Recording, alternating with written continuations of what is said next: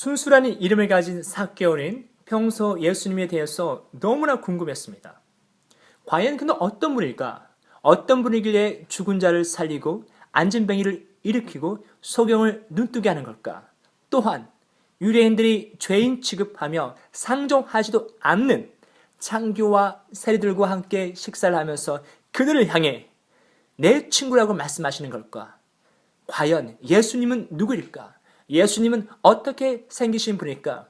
삭개오는 예수님에 대해서 너무나도 궁금했습니다. 그러던 어느 날 예수 그리스도께서 삭개오가 살고 있던 여리고성에 지나간다는 소식을 듣게 되었습니다. 삭개오는 뛸 듯이 기뻤습니다. 꿈만 같았습니다. 불이 나게 예수님 곁으로 달려갔습니다. 하지만 안타깝게도 예수님 주변에 있는 사람들 때문에 삭개오는 예수님을 바라볼 수가 없었습니다. 뒤꿈치도 들어보았습니다. 그래도 예수님을 바라볼 수가 없었습니다. 왜냐하면 삭개오의 키가 작아도 너무 작았기 때문에 그렇습니다. 오늘 본문 말씀 3절에 보면 키가 작고라고 되어 있습니다. 이 키가 작고라는 뜻은 때로는 나이가 어린이란 뜻으로 해석되기도 합니다. 삭개오의 나이가 어리다는 뜻이 아니라 어린 아이처럼 삭개오 키가 작다는 뜻입니다. 삭개오의 키는 어린아이처럼 작았습니다. 성도 여러분, 키가 작아서 혹시 불편함을 느껴본 적 있으십니까? 저는 키가 작아서 불편함을 느낀 적이 한두 번이 아니었습니다. 손님들 놀라지 마십시오. 제 키가 중3 때까지 16살 때까지 무려 148cm였습니다. 작아도 정말 작았습니다. 항상 앞줄에 앉았습니다. 특별히 초등학교 때는요, 정말 작았는데요. 작았음에도 불구하고 제가 달리기를 잘해서 육상부에서 활동했습니다. 제가 육상부에서 연습하면서 제일 조심하는 인물이 있었습니다. 누구냐 하면 저보다 키도 월등히 크고 힘도 세고 얼마나 덩치가 있던지요. 저는 항상 그 친구 앞에 가면 조용히 지나갔습니다. 그 친구의 이름이 뭐냐 하면 이금순이라는 여자아이입니다. 남자아이가 아닙니다. 여자아이인데도 불구하고 저보다 훨씬 키가 크고 등치가 크고 힘세다 보니까 저뿐만 아니라 다른 남자들이 이 아이를 기분 나쁘게 한다. 그럼 멱살 잡고 막 흔드는 거예요. 그럼 남자아이들이 버텨나지 못해요. 막 뒤로 막 자빠지는 겁니다. 굉장히 힘이 센 여자아이였습니다. 제가 그 여자아이의 신기를 건드리지 않기 위해서 초등학교 때 굉장히 조심조심 했는데요. 성도 여러분, 키가 작으면 불편한 점이 분명히 있습니다. 삭개오도 저처럼 키가 굉장히 작았던 것 같습니다. 하지만 삭개오는 예수님을 봐야 한다는 마음을 결코 포기하지 않았습니다. 그래서 예수님보다 사람들보다 먼저 길을 앞질러 뽕나무 위로 올라가서 예수님을 기다렸습니다. 성도 여러분, 삭개오의 나이가 어느 정도 되었을까요? 삭개오는 세리들 중에서 가장 높은 위치에 있는 세리장이었습니다. 세리라고 하면 세금을 걷는 사람들을 말합니다. 지금으로 말하면 뉴질랜드 IRD 소속된 사람들입니다. 뉴질랜드 IRD에서 가장 높은 위치에 있는 CEO, 나이가 몇 살일까요? 20대 초반일까요? 30대 초반일까요? 모르긴 몰라도 나이가 지긋한 어른일 겁니다. 삭개오, 성경에 나와 있지 않지만 아마도 나이가 지긋한 어른이 아닐까 한번 생각해 봅니다. 나이가 지긋한 어른이 뽕나무 위로 올라간다는 건 쉽지 않습니다.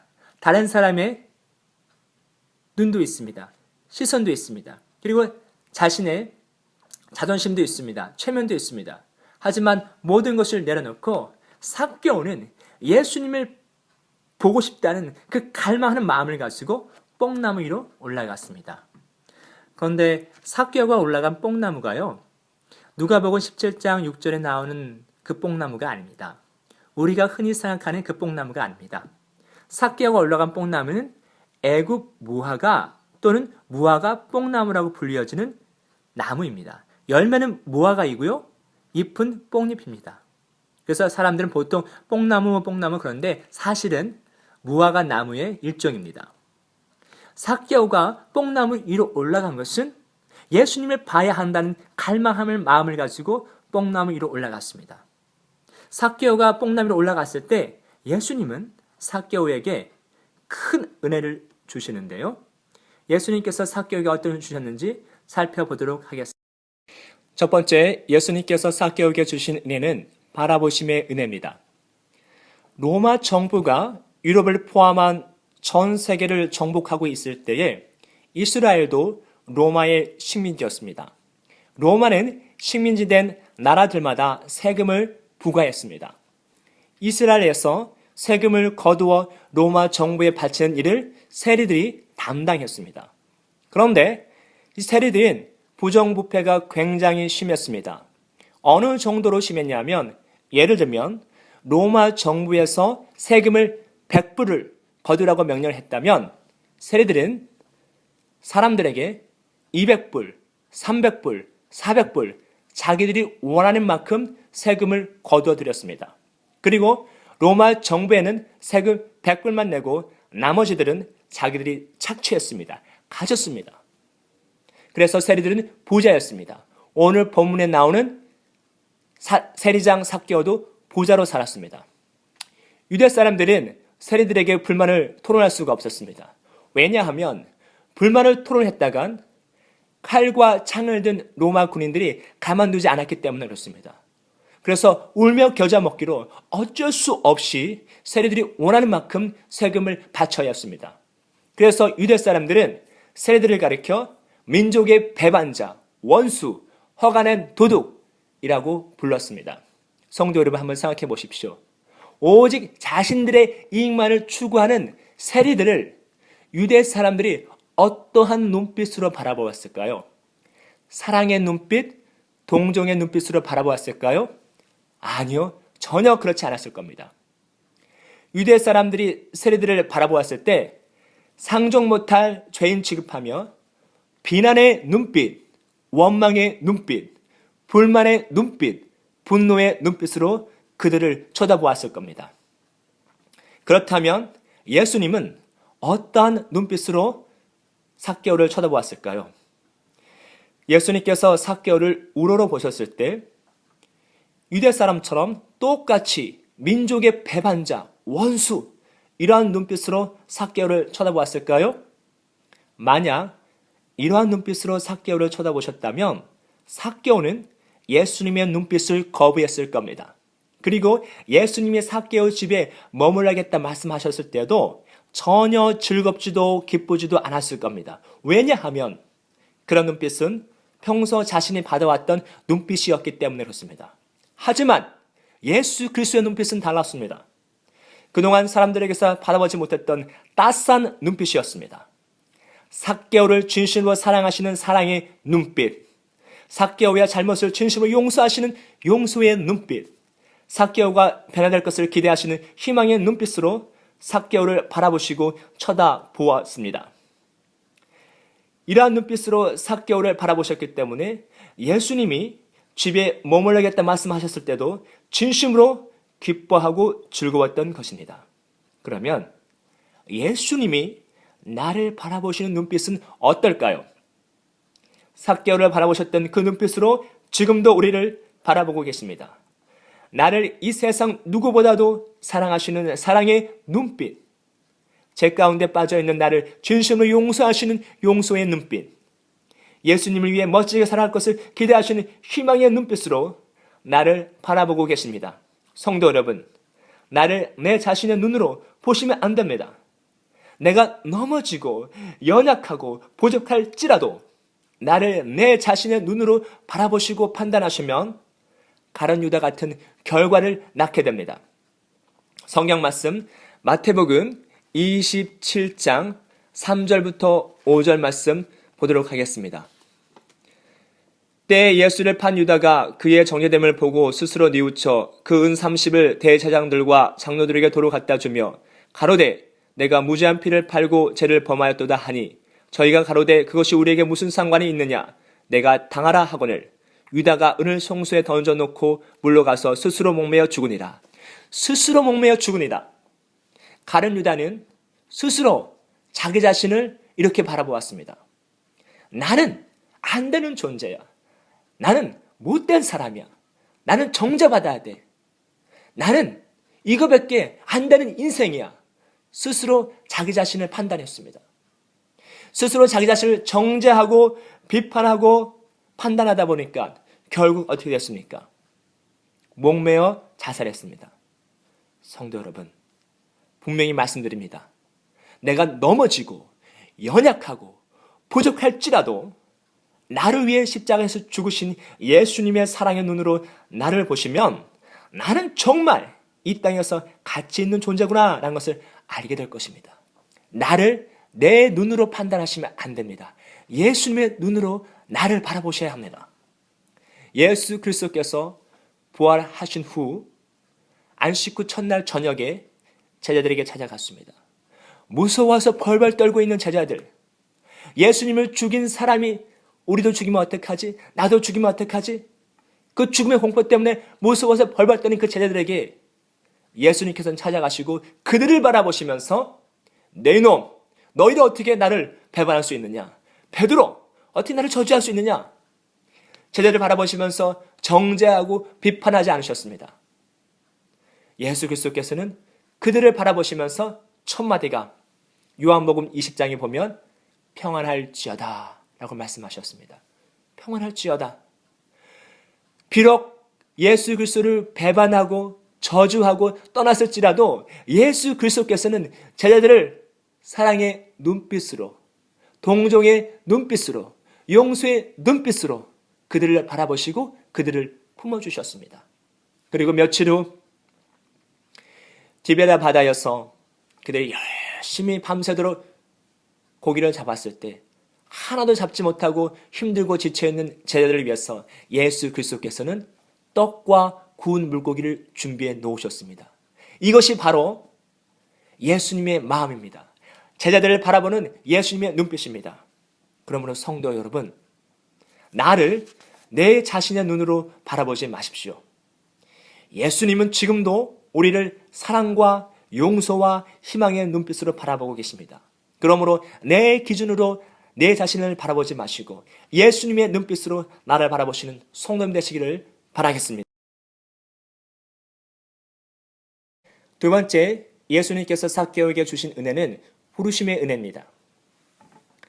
성도 여러분, 만약 이름이 없다면 어떻게 될까요? 이름이 갖는 의미가 무엇일까요?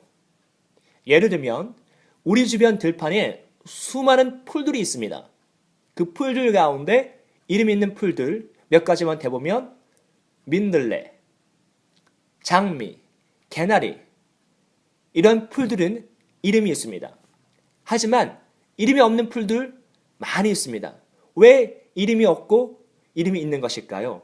왜냐하면 사람에게 중요한 풀들은 사람들이 이름을 지어줬습니다. 하지만 사람에게 중요하지 않는 풀들은 이름을 지어주지 않았습니다.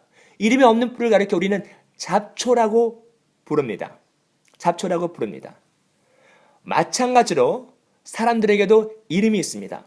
그리고 그 이름대로 불려주기를 요구합니다. 왜냐하면 중요한 존재적 가치로 인정받고 싶기 때문에 그렇습니다. 예수님의 삭개오를 부르실 때 어이 거기 나무 위의 남자라고 부르지 않으셨습니다. 예수님은 친히 삭개오의 이름을 부르셨습니다. 삭개오는 예수님을 만난 적이 없었지만 전능하신 예수님은 삭개오의 이름을 알고 계셨으며 다정하게 그의 이름을 불러주셨습니다. 예수님에게 삭개오는 상종 못할 사람이 아닌 민족의 배반자, 원수가 아닌 너무나도 사랑스러운 존재였습니다. 성도 여러분, 삭개오를 싫어하는 유대인들이 삭개오의 이름을 제대로 불렀을까요? 제대로 부를 리가 없었을 겁니다. 부른다 해도 사랑의 음성이 아닌 분노의 목소리로 삭개오의 이름을 불렀을 겁니다. 하지만 사랑의 예수님은 삭개오를 중요한 존재로 인격적으로 그를 대하며 그의 이름을 친히 불러주셨습니다. 성도 여러분, 2000년 전 예수님께서 삭개오의 이름을 알고 계시면서 다정하게 그를 부르셨듯이 오늘날 예수님께서도 내 이름을 알고 계시며 친히 불러주고 계십니다. 사랑하는 하정아, 사랑하는 성민아, 사랑하는 복면아, 내가 너를 사랑한다. 만왕의 왕이신 예수님이 내 이름을 부른다는 것 얼마나 영광스러운 일입니까? 그러므로 성도 여러분, 귀를 여십시오. 예수님의 음성에 귀 기울이십시오. 지금 이 순간에도 예수 그리스도께서는 내 이름을 부르고 계시며 나의 목소리를 귀 기울이고 계십니다. 사무엘처럼 말씀하여 주시옵소서, 내가 듣겠나이다. 이런 마음을 가지고 귀를 열어보십시오. 그러면 사랑의 예수 그리스도의 음성을 분명히 들을 수 있을 겁니다. 그러므로 늘 언제나 예수 그리스도의 음성에 귀 기울이는 성도님 되시기를 바라겠습니다. 세 번째, 예수님이 삭개오 오에게 주신 은혜는 머무심의 은혜입니다. 예수님이 삭개오의 이름을 부르며 삭개오의 집에 머물러겠다 말하자 삭개오는 뜰 듯이 기뻐 뽕나무 위에서 급히 내려왔습니다. 얼마나 기쁘고 좋았던지 그냥 내려온 게 아닙니다. 급히 내려왔습니다. 그리고 예수님을 삭개오의 집으로 모시고 데리고 갔습니다. 예수님께서 삭개오의 집에 머물자 놀라운 일이 발생하기 시작합니다. 삭개오가 예수님께 이런 얘기합니다. 예수님, 내 소유의 절반을 가난한 사람들에게 주겠습니다. 그리고 토색한 것이 있다면, 토색이라는 것은 부당하게 취한 재물을 의미합니다. 토색한 것이 있다면 제가 4배나 갚겠습니다. 자신의 잘못을 인정하고 진심으로 삭개오는 회개하기 시작했습니다. 예수님은 삭개오에게 말씀하실 때 5절에 보면 내 집에 머물러겠다라고 말씀하시면서 삭개오야, 내가 내 집에 이틀 후에 갈게, 3일 후에 갈게, 일주일 후에 갈게, 집 청소해놔라 라고 말씀하지 않으셨습니다. 내가 오늘 내 집에 머물러겠다라고 말씀하셨습니다. 예수 그리스도께서는 삭개오의 집에 오늘 즉시 머물기 원하셨습니다. 예수님께서 삭개오의 집에 오늘 즉시 머물기 원하셨듯이 성도님 마음 가운데도 오늘 즉시 머물기 원하십니다. 그런데 예수님이 우리 마음 가운데, 삶 가운데 머물 수가 없다고 합니다. 왜냐하면 교회에 다니면서도 예배를 드리면서도 삭개오처럼 예수님을 기쁨과 즐거움으로 영접하지 않기 때문에 그렇습니다. 기쁨과 즐거움으로 예수님을 영접하지 않는 이유는 무엇일까요? 안타깝게도 삭개오처럼 내 삶이 전적으로 변하는 것을 원하지 않고 내 즐거움대로, 내 기쁨대로 적당히 살다가 힘들고 어려울 때에만 예수님이 도와주기를 희망하기 때문에 그렇습니다. 어떤 분이 이런 얘기를 하는 거 들었습니다. 왜 마귀가 우리 삶에서 떠나지 못하느냐? 우리 마음 가운데 떠나지 못하느냐? 그 이유가 있다고 합니다. 우리가 기도할 때 보통 이렇게 기도하죠. 악한 마귀는 내 삶에서 떠나갈지어다. 우리 가정에서 떠나갈지어다. 우리 자녀에게서 떠나갈지어다. 이렇게 막 선포하며 기도하지 않습니까? 근데 이렇게 선포하며 기도할 때 한 손으로 마귀를 대적하면서 물러나라고 막 외친다고 합니다. 내가 예수 이름 명령하니 떠나가라. 떠나가라. 그런데 다른 한 손은 뭘 하고 있냐 하면 마귀가 예수 그리스도의 이름으로 기도하기 때문에 무서워서 떠나려고 도망가려고 하면 나머지 한 손으로 마귀의 뒷덜미를 탁 잡는다고 합니다. 마귀, 너 정말 가려고? 나 너 좋아해. 너 내 친구잖아. 가면 어떡해? 한 손으로 마귀를 잡는다고 합니다. 난 네가 좋은데? 마귀는 우리의 삶에서 막 떠나고 싶은데 떠나지 못하는 이유가 한 손으로 마귀를 잡고 있기 때문에, 마귀를 놓아주지 않기 때문에, 마귀가 주는 쾌락을 놓기 싫기 때문에, 그래서 마귀가 떠나지 못한다고 합니다. 존경하는 성도 여러분, 성도님들이 예수님을 기쁨과 즐거움으로 영접하고 계십니까? 만약 예수님을 기쁨과 즐거움으로 영접했다면 삭개오처럼 삶 가운데 변화가 나타나야 합니다. 삭개오 보십시오. 예수님을 영접하기 전 어떤 삶을 살았습니까? 오직 철저하게 자신의 이익만을 위해서, 자신의 꿈과 야망만을 위해 다른 사람을 이용하는 삶을 살았습니다. 동포들, 자기 민족이 슬픔을 당하던, 아픔을 당하던, 괴로움을 당하던 전혀 신경 쓰지 않았습니다. 오직 자신의 꿈과 자신의 야망만을 위해서 철저하게 살아갔던 사람입니다.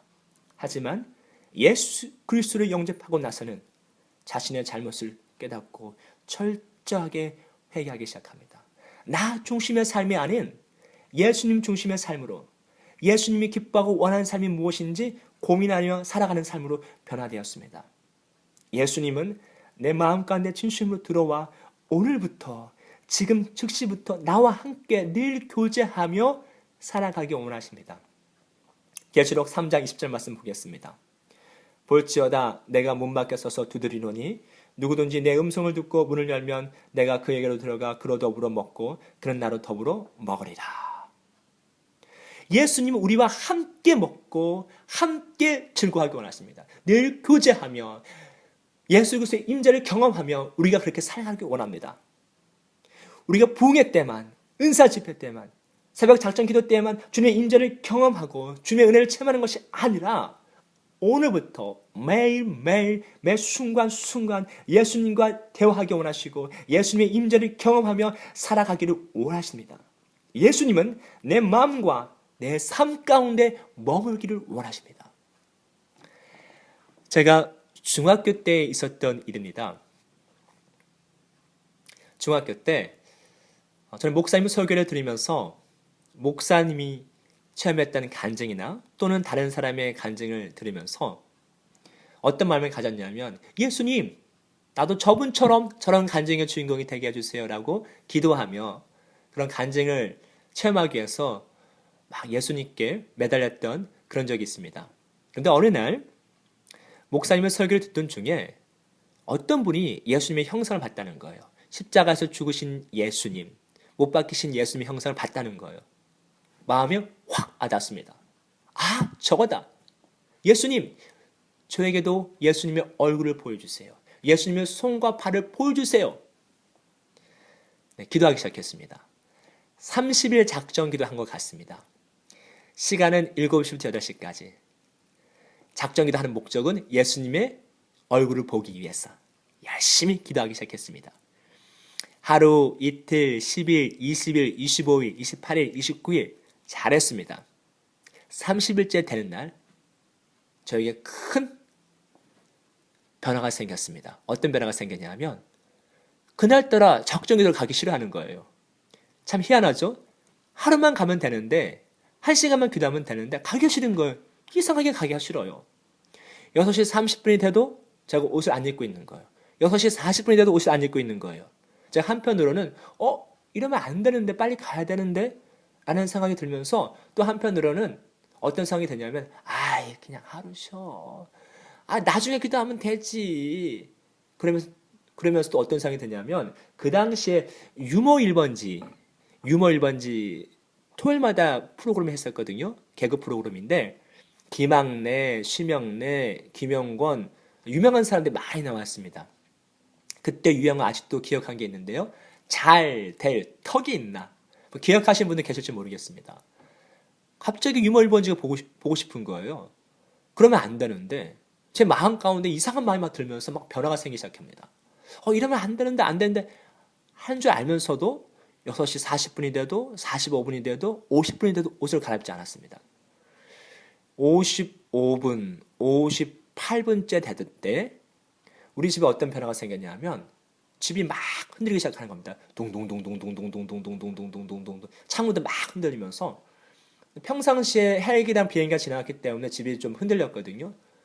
그만큼 흔들렸던 것 같아요. 막 흔들리다가 59분째 제가 왜 이렇게 시간을 잘 아냐면 빨리 교회 가야 되니까 계속 시간을 보고 있었어요. 7시 전에 교회 가야 되니까 어떻게 하면 좋지? 그래서 제가 계속 시기를 봤기 때문에 시간을 잘 알고 있거든요. 59분째 됐을 때 집이 갑자기 더 심하게 흔들리기 시작해요. 그러면서 딱 7시가 됐을 때, 정확히 7시가 됐을 때 제가 그 시간에 교회 가서 작정 기도를 하고 있어야 되는 그 시간에 집에 있을 때 갑자기 집이 와 흔들리더니 뻥 소리가 나요. 깜짝 놀랐어요. 순간적으로 현관문을 열고 딱 나가보니까 지하실에서 불길이 확 올라오는데 성님들 영화 보시면 영화에서 불길이 확 올라오는 거 아시죠? 그것처럼 불길이 갑자기 확 밀려오는데 얼마나 무섭던지요. 제 마음 가운데 어떤 생각이 들었냐면 빨리 교회 가야 되겠다. 빨리 교회 가야 되겠다. 그래서 제가 옷도 입지 않고 내복바람으로 아마 그때 겨울이었던 것 같아요. 내복바람으로 교회 달려가기 시작했습니다. 교회 달려가서 기도하기 시작했습니다. 예수님 잘못했습니다. 예수님 잘못했습니다. 막 회개하며 기도했습니다. 그랬을 때 예수님께서 저에게 뭐라고 말씀하시냐면 나는 내가 만나고자 원하는 예수다. 나는 너와 늘 함께한다. 내가 너를 이곳으로 불렀다 하면서 계속 말씀하시는 거예요. 너무 놀랐어요. 말씀을 얼마나 많이 하시던지.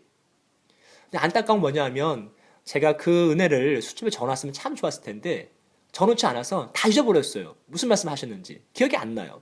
그리고 마지막에 뭐라고 말씀하셨냐면 내가 너와 함께 있다는 증거, 내가 살아있다는 증거를 너에게 보여주겠다. 분란 현장에 가서 보거라. 딱 그렇게 말씀하시면서 말씀을 마치셨어요. 이렇게 모든 응답을 다 받고 난 후에 예수 그리스도의 음성을 듣고 난 후에 제가 집에 돌아왔을 때 불은 다 이미 진화가 된 상태입니다. 소방차 부르지도 않고요. 소화기 들지도 않고 그냥 자연적으로 불이 진화가 됐다고 합니다. 토요일 날 저녁, 주일, 월요일 불난 장소에 가볼 수가 없었습니다. 왜냐하면 너무 무서웠기 때문에. 화요일 날 낮에 제가 그 현장에 가보았습니다. 저희 집은 2층 집인데요. 저희 가정은 1층에 살고 있었습니다. 2층은 기름 보일러, 1층은 연탄 보일러. 평상시에 기름 보일러 별 관심이 없었어요. 우리 보일러가 아니니까. 근데 그날은 유심히 쳐다봤습니다. 아, 이게 기름 보일러구나. 제가 중학교 때 기름 보일러는 크고 투박했습니다. 지금처럼 견고하고 작고 디자인도 예쁘지도 않았습니다. 기름 보일러 한참 보고 있는데 뭔가 제 눈에 탁 들어왔습니다. 뭐냐 하면 고무호스. 투명 고무호스. 비닐로 만든 고무호스. 이걸 쭉 따라서 보니까 큰 기름통이 연결되어 있어요. 근데 그 고무호스에는 기름이 가득 차 있어요. 성도 여러분, 한번 생각해 보십시오. 상식적으로 기름 보일러가 터졌어요. 불길이 지하실에서 현관문까지 쫙 올라왔어요. 엄청난 불길이에요. 그 불길 때문에 고무호스가 녹을까요? 안 녹을까요? 당연히 녹죠. 당연히 불이 붙어야 되지 않습니까? 근데 불이 붙지 않았어요. 만약 불이 붙었다면 저희 집은 완전히 불바다가 됐을 거예요. 깜짝 놀랐어요. 와, 예수 그리스도는 대단한 분이시구나. 얼마나 그때 막 희열을 느꼈는지, 얼마나 그때 예수님이 뭐랄까요? 두려웠던지 그때 새삼 다시 한번 느끼게 되었습니다. 성도 여러분, 예수님은 우리와 늘 교제하며 동행하며 살아가길 원하십니다. 말씀을 맺도록 하겠습니다. 존경하는 성도 여러분, 삭개오를 부르신 예수님이 오늘 우리도 부르시고 계십니다. 사랑의 눈빛으로 나를 보시고 그리고 다정한 목소리로 내 이름을 부르시며 내가 오늘부터 너와 늘 함께 있고 싶다고 말씀하십니다. 이것만큼 영광스러운 일이 어디 있겠습니까?